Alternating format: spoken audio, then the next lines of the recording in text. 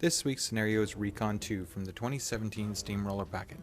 This scenario does have Killbox Artifice in effect and consists of flags which can be controlled for 1 CP by solos, warcasters, and warlocks, rectangular zones which can be controlled by warbeast, warjacks, warcasters, and warlocks, and an objective which can be destroyed for 1 CP.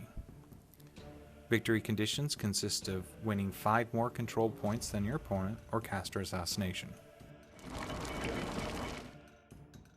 Hello, this is Iron Lich W, and this week I decided to bring Mortenebra. I also used the Black Industries theme because I feel that it works well with her because she likes to run a bunch of heavies. So I have just about every heavy I can fit under the sun in the list, and luckily the scenario we rolled up is one that needs Jax to control the zones. So naturally I'm going to attempt to put 2 heavies in the left zone, 2 heavies in the right zone. Deathjack's going to hide behind the building with Ghostly. He'll be able to move through it and just present general problems to my opponent. However, one thing to note is my opponent brought a crap ton of Rhinodons, and those things have spiny growth, which will help impact my damage output. Hello, and this time I am running Xerxis, Fury Halaak, with a very familiar looking list, that with a bunch of Rhinodons. This list actually came to me through a friend of a friend of a friend. He's still my friend, but others were talking about it, and the list they gave me actually had 2 Gladiators instead of a Gladiator and Sentry. So I actually traded out the 1 Gladiator for a Sentry, mostly because I felt that the Sentry would give this list a good zone presence, and it gave me, potentially armor 21 to 23, depending upon what kind of buffs were around it. But the Gladiator is still important because of its Animus of Rush. So let's see how this works out. Cryx turn 1. Okay, so what I'm thinking of is deploying both a drag heavy, either Malice or Reaper, and a Seether to each zone, in the hopes that I'll be able to start picking off my opponent's heavies 1 or 2 at a time. I figure I need to probably kill at least 2 a turn in order to stay ahead on points, because his heavies are cheaper than mine, so I need to really knock out as many as I can, as quickly as I can. I also put a Necrotech on each side to try and mitigate some of the damage that Spiny Growth is going to do to my Jax. So, advance Mortenebra, cast Spectral Steel on a Seether who's going to go hide in the forest. And because they naturally have countercharge, just be a general nuisance. And then everything else is going to run. The Machine Wraiths, because they have no target to go after, are going to be on zone duty and just tone the zone, just so my opponent, if he clears out my heavies, does not have the ability to score points on the zone. And they will also help me score points on my own flag. So after I run everyone into place, benefit of the Black Industries is I get my deployment zone is got 2 extra inches, so that means I can actually run into the zone on turn 1. Then just get everyone in position and try and make my opponent question how he's going to unpack his army. Although he's got enough Rhinodons to throw away like candy. Turn 1, okay. Iron Lich advanced pretty aggressively. I do know that Mortenebra does have the ability to allow things to move through obstacles and obstructions, spectral steel or something along those lines. But so I got to be careful of not getting too close to anything with that. But let's talk about the list real quick. Okay, in the list, my biggest concerns I have so far for this list is the fact that it really has no solos except for the minion swarm, the gremlin swarm down at the bottom. So for capturing flags, I'm kind of stuck there. I do have some units, so for the circular zones, it will work out pretty decent. But the issue, one of the biggest issues, especially for this matchup against Iron Lich, is the lack of magical attacks. It just kind of lacks it, and it's a matter of trying to figure out how do I overcome that? How do I overcome the for him anyways, against his list, the magical attacks? Luckily for me, I don't have any warjacks, so the machine wraiths won't affect me. But unfortunately, he will be able to use them to score on his turn. So my turn is pretty much going to be running to get into place. You know, putting up spiny growth, putting up the different auras, just basically trying to get myself into a good position to where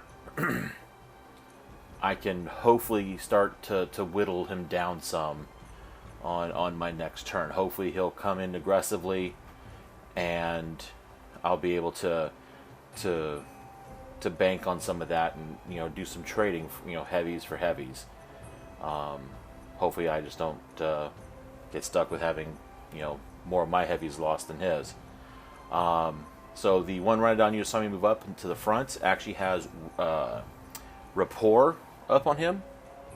I believe that's what it's called. Rapport, which allows that beast to have the same mat and rat as the caster, which works out really great for Xerxis, because Xerxis is mat 8. He's a beat stick. He's meant to be beating face. Unfortunately, he's on a huge base, so it makes it a little tough. But he's still one of my favorite casters, so I'll see how this works out. I have played this list a couple times, and I do have to say that I think the Sentry is a good addition to this list over a secondary Gladiator. Because like I said, for zones, it works really well. So right now, going back to it's happening in the game, the Beast Handlers are moving up to help with some of the Fury management. And even though you see some of the tokens say aim, that's actually spiny growth, because I didn't have enough of the tokens to go for that many Rhinodons.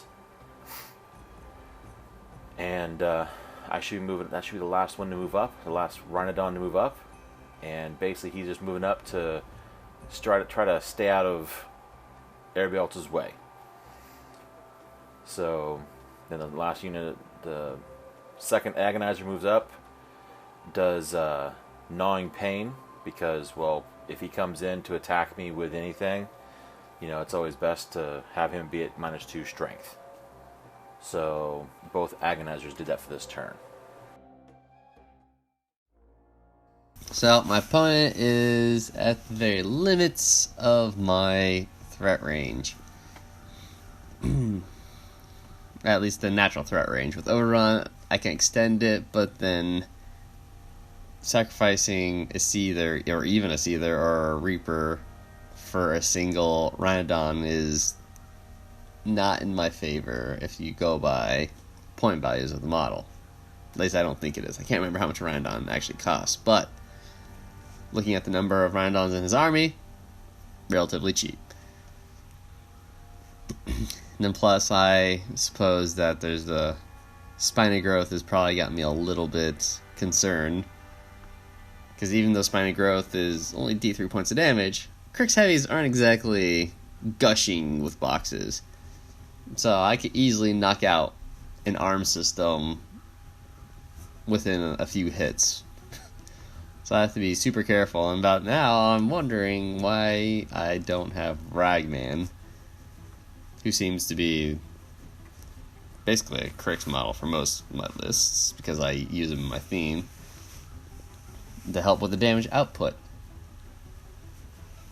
So, first things first, looking at where my opponent has magical attacks, he only got him on his caster, so far zone, put the Machine Wraith within 4 inches of my opponent's flag to prevent him from scoring on his own flag. So then, on this first turn, I'm trying to work that left zone near the top of the screen. Right now, what I'm plotting to do is have Malice walk in front of the Seether. Make sure I get line of sight before I can actually fit Malice. Gonna attempt to drag a Rhinodon and kick off my initiative early. I figure if I can drag that particular Rhinodon through the forest, I can get him into a place where I won't have to worry about a lot of retaliatory attacks. So move Malice where he needs to go.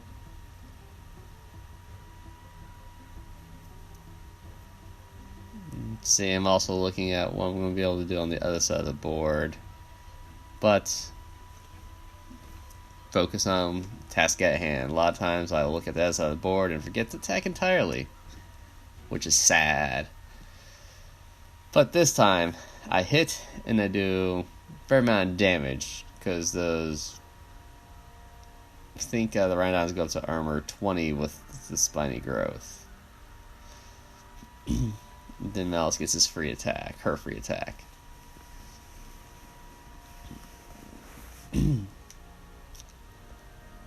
So, one thing I like about this particular advance is Malice is going to get a soul. Malice needs a soul just to, have high armor. Because unlike my opponent, I can't cast +2 armor except on one model. And that's Spectral Steel. But, so, activate Seether, send Seether in, but I kind of have to pull him back because A, he's got a charge, and B, I wasn't going to be able to get the full 3 inches. So, I have to boost. And the reason why I'm boosting on the Seether instead of just taking several pot shots is because spiny growth. I gotta do maximum damage in as few hits as possible to prevent the damage on my objects from getting out of control. I specifically put the Necrotech back there to help mitigate some of that, but it's gonna take multiple hits to put down a single heavy. And right now I've put a second heavy into a single Rhinodon, and I still failed to kill him. So this is just embarrassing. So, and of course, he's got hyper aggressive, so he actually gets in closer, which is pretty good. So I activate Deryliss, move up, do tune-up on Scavenger. I'm excited because I like how what tune-up does. Scavenger charges in. I'm like, alright, he's hurt.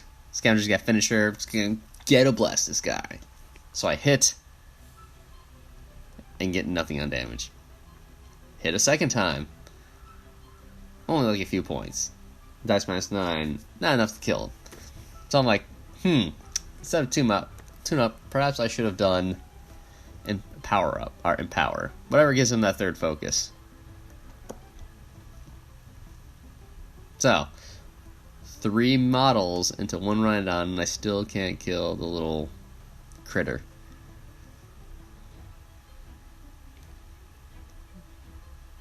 So, I take Mortenebra. And at this point, I'm measuring to see if I can send in Deathripper. Because Mortenebra's close enough to where she's going to cast whatever spell she wants at this, given her proximity and location on the board. So, send in Deathripper just because Rhinodon's only got a few boxes left. And what do you know? The Deathripper of all things kills Rhinodon. But now I have a little bit more exposed than I would have liked to. I would have liked to get sprint off on the Ravager. Then I just dance around, shimmy on the right zone.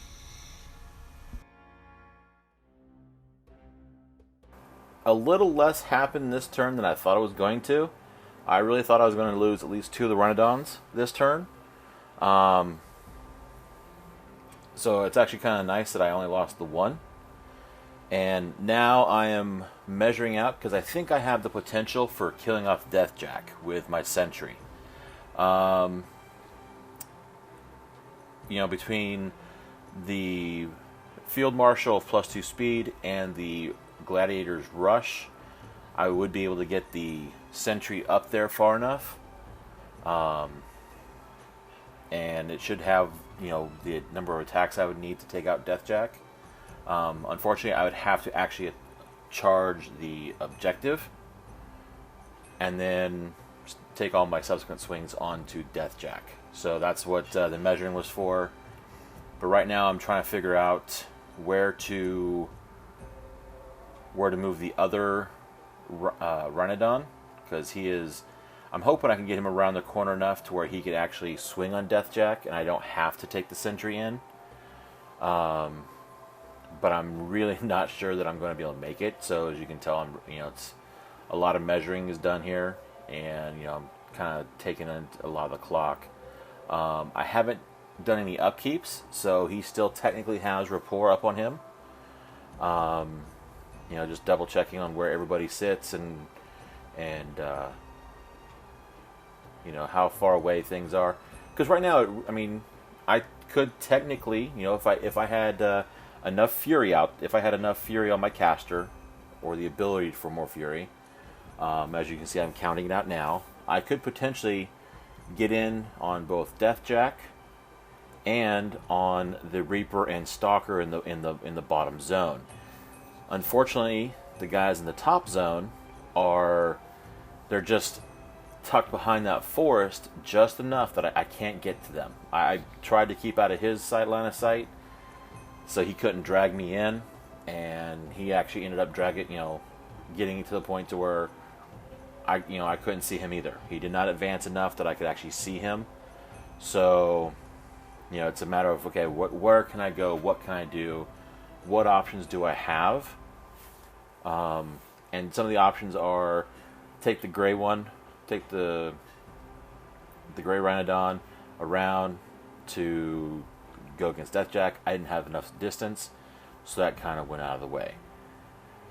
Another option, take the Sentry in, try to kill off Deathjack. That's a good option if I can kill off Deathjack. That's a heavy hitter that has made more kills and wins for him than I can think of. So that's an option. Then the bottom Rhinodon, if I fuel him up enough, maybe he can get in and charge into the Sentry or the Reaper and do some damage. If not, maybe have him go in and tie them up, so they don't, so they can't do much to me, can't hurt me, they get locked on their side of the table.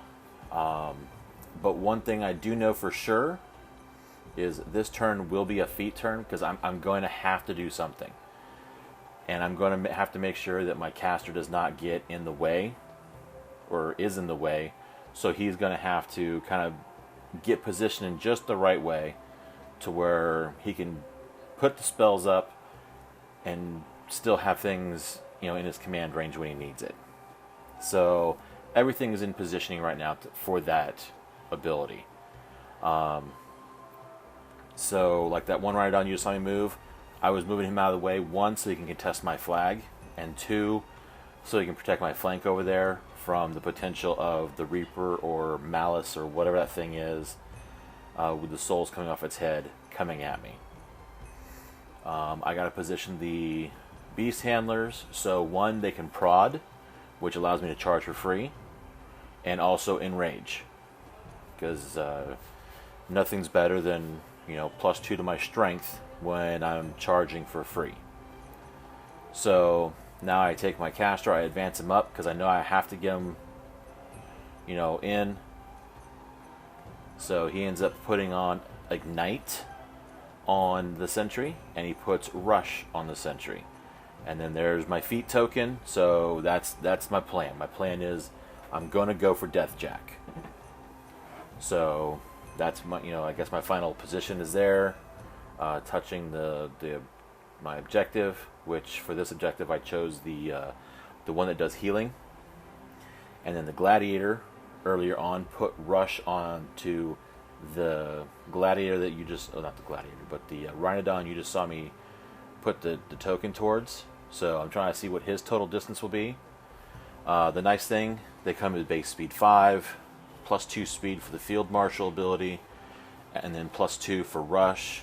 I mean, we're talking a 9-inch move, plus the 3 for the charge, plus 1 to 2 depending upon which weapon I want to use. It's quite a bit of distance I can get, and with Enrage, it puts the Rhinodon up to a respectable, POW 17 on its tail or a POW 16 on its 2 claws. So it's nice to have that kind of a damage output, especially going into Cryx jacks. And then under my feet, it allows me to roll an additional die and then take 1 away. So, why not have the Rhinodons in this list? Because that feat really helps kind of swing them. The extra die isn't boosting; it's an extra die that you have to remove. So rolling that 3rd die kind of gives you options for potential crits, which their tail has crit knockdown. It gives you the possibility for potentially swinging some extra damage, and if you end up boosting, then it makes it even nicer. So now the second Rhinodon is moving in, and the second Rhinodon didn't need rush, but because of the field marshal ability, it gave it a 7-inch movement, 10-inch charge, and it has the 1-inch reach, 1 inch with its claws. So I'm able to get my 3 attacks in and be able to come over here and clog up that zone. I'm able to contest the flag, block up the zone, and that second one actually was able to put up spiny growth on itself to give it some extra armor. Now I realize that those 2 are out of my area, out of my control area, and they're going to potentially go wild. I understand that, but it's okay because I still have, they're still there. They're still contesting. Plus the minion swarm is down there to contest. So even if they go crazy for a turn, okay, so it gives Iron Lich a single control point, but it doesn't give him the zone yet. So going to the top of the zone, the top of the screen, I'm taking the Sentry now, who's been prodded, ignited, enraged, all under the feet, to charge into the objective. I swing on the objective. I do quite a bit of damage to it, but not enough to kill it yet. And then the rest of my swings I'm going to take into Deathjack, because if I don't, Mortenebra is just going to go, okay, boom, move through the building, free strikes, and then boom, he's on top of my caster. I can't have that. That's not good for me. So the unfortunate thing with the Sentry, though, is the Sentry is only 3 Fury. So it kind of sucks that he's only 3 Fury, but he does get up to, with Enrage and Ignite, he does get up to a POW 20 on his halberd. So that works out really, really nice. It's just unfortunate that the dice rolls weren't as high as I needed them to be to take him out earlier. So take out Deathjack earlier, and I'm able to swing on the objective one more time. No, I swing on what is that little guy, Deryliss or something like that, because I figure, why not take out something else other than Deathjack? I had it, might as well go for it. So now, after all that's said and done, I need something to tie up those top jacks, because there's Malice and a Stalker and whatever else his other things are. It's just not going to be good for me. So I take the Grey Rhinodon that did have rapport up on it, but I let it drop, and had him move and run to engage them from behind. So now I'm engaging pretty much everything in that zone from behind, and then I move up the Krea. I don't have a run because I don't want to overburden myself with too much fury in this next turn. Cryx turn 3. Did you guys pay attention there? Did you see all that bustedness? Deathjack hiding completely behind a building, still zeroed out by a heavy. That's just not nice. Skorne is busted. So, looking at what I got left to play with, I've lost just about everybody. On the right zone, center of the board, all I got left are some lights and support pieces, with the exception of some of the heavies in the left zone. I'm currently engaged. Given that my opponent is all melee thus far, Carapace Armor hasn't come into play, but Carapace Armor also works for free strikes, so this is going to be one thing that I'm probably going to have to accept. My opponent has only got one Fury on his Warlock, and given the distribution of where he is on my side of the board, I pretty much have to make an assassination attempt on his caster. While I'm trying to refine my game and not lean so much on assassination and try and go for control points and army points, at the current stage of the game, given how my opponent was able just to brutally touch my army in bad places, I have to go for an assassination.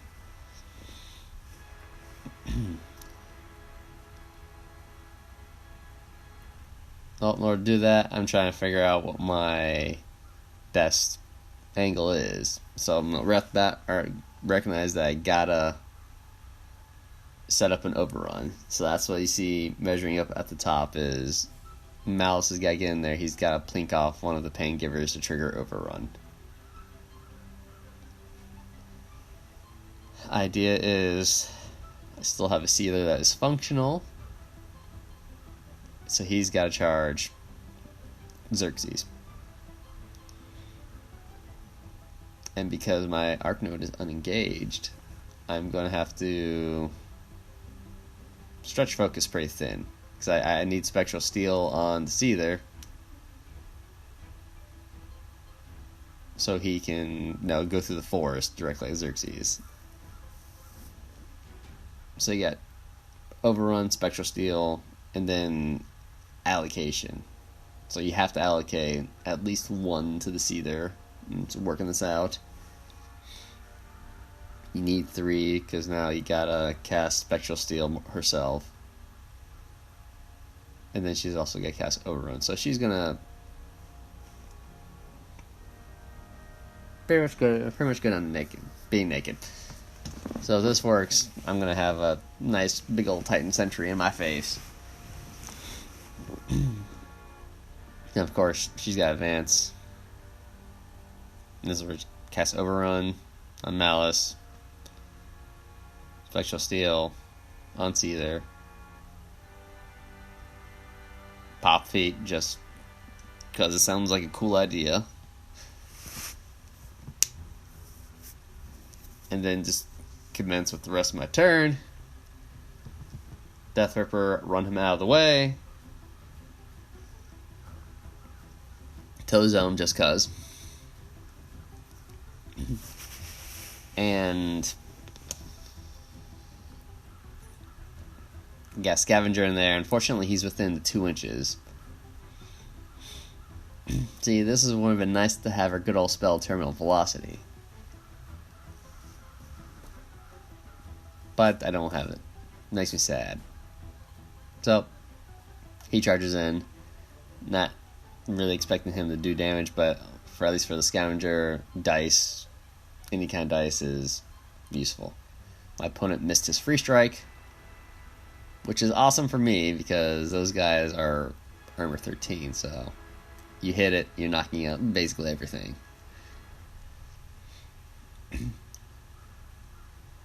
And I'm not ready to say that the Scavenger redeemed himself, but he did do some damage.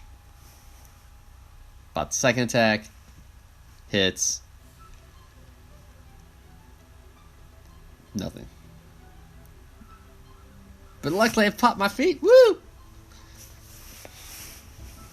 As you can see, it didn't really help. That's okay. That's a-okay. Because now here's where the important piece is. Want to make sure that Malice does not move outside of Mortenebra's feet, which gets a reroll attack and damage dice.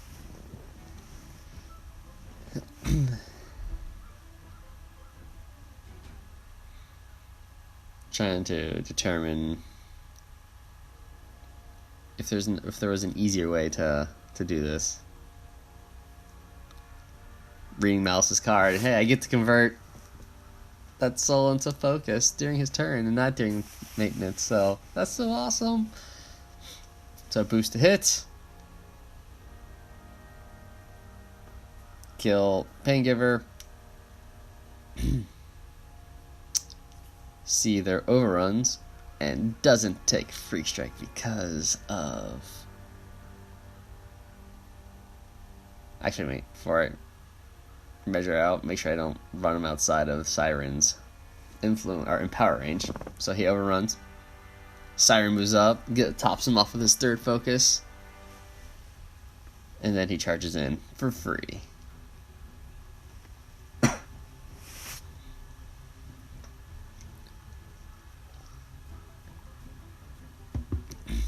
So Mortenebra's free is already proven to be effective because I had to reroll his charge attack,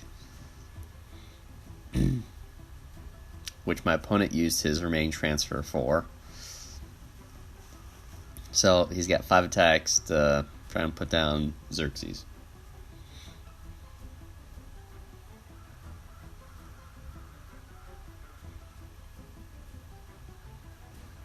So it does only a single point damage. It feels like you hit with like 10s and 12s, but you get like 5s and 6s for damage. Even with the feat reroll, it was...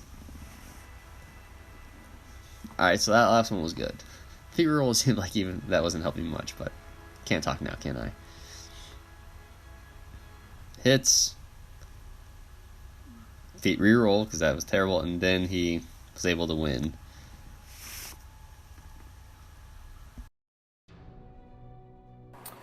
Alright, afterthoughts. Oof. That was pretty close. A roll one way or the other would have could have potentially kept me alive. The other thing that could have kept me alive would have been the fact of if I wouldn't have advanced Xerxis as much as I had. It was a mistake to advance him up that far. I didn't need to. I think my mind was telling me it's a war beast. I've got to read its fury so it doesn't go crazy on the next turn. But I think even if it would have gone crazy next turn, it still wouldn't have been a bad option for me. Well, because then I would have had another turn. So it's still, that's kind of my thing. I pushed him too far forward, which is fine. I now know that. Another thing to throw out there is that I think this list does have some merit, and I am contemplating dropping it to 4 Rhinodons instead of the 5, dropping the Sentry for Tiberian, and then maybe throwing in a solo in the list. Maybe, like a Will Breaker, or, I think I might be able to swing 2. But that way, I'll have the solo that I need. I'll have the ability for Poet Master. Hopefully it'll work itself out to where I can, adjust the list just right to where it'll hopefully perform better. So hopefully you'll see this list again in a slightly different iteration after I've played it a couple times, and we'll see how we do there. Thanks for watching. Hope you enjoyed it.